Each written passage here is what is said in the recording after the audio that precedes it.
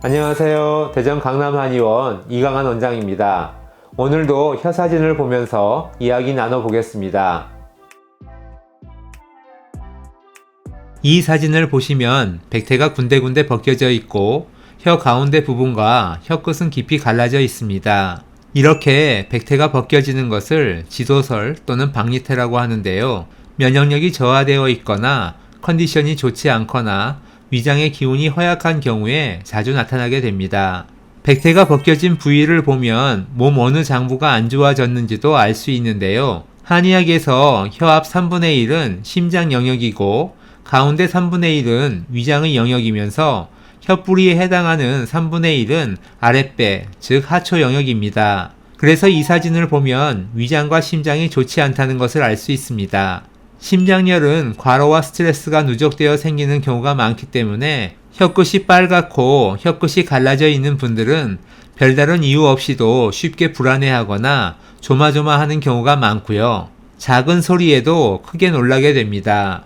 또 심장에 열이 있으면 가슴 두근거림이 귀에 들릴 정도로 크게 들려 잠을 못 자는 경우가 많아지는데요.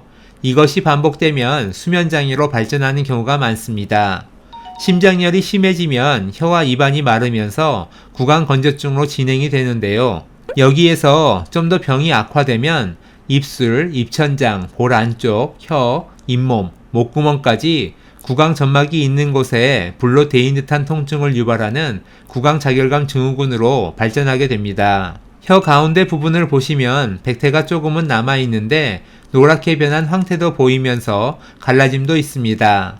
몸이 안 좋아서 백태가 점점 두꺼워지다가 색깔이 노랗게 되는 것을 황태라고 하는데요. 소화 기능의 장애가 점차 진행이 되어서 단순 기능장애에서 염증을 동반하게 된 경우에 노란 황태 모습이 보이게 됩니다.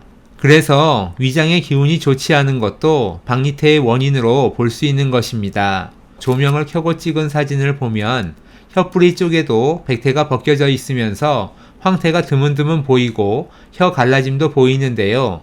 상초나 중초 사진과는 달리 오돌토돌하게 올라온 돌기의 모습도 볼 수 있습니다. 혀뿌리에 이런 증상이 보이는 분들은 하초의 냉증이 지속되다가 염증으로 발전한 것인데요. 과민성 방광염이나 과민대장 증후군, 그리고 여자분들의 경우에는 질염 등이 자주 생길 수 있습니다.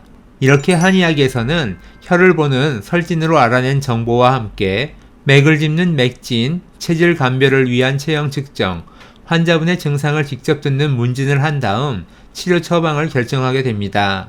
그리고 한 달에 한 번씩 혀 사진을 통해서 얼마나 좋아졌는지 또 앞으로 얼마나 더 치료를 해야 하는지 확인해 가면서 치료를 진행하게 됩니다. 저희 네이버 블로그와 유튜브 채널에서 지도설에 관한 더 많은 자료들을 확인하실 수 있습니다. 그럼 오늘도 건강한 하루 되세요. 감사합니다.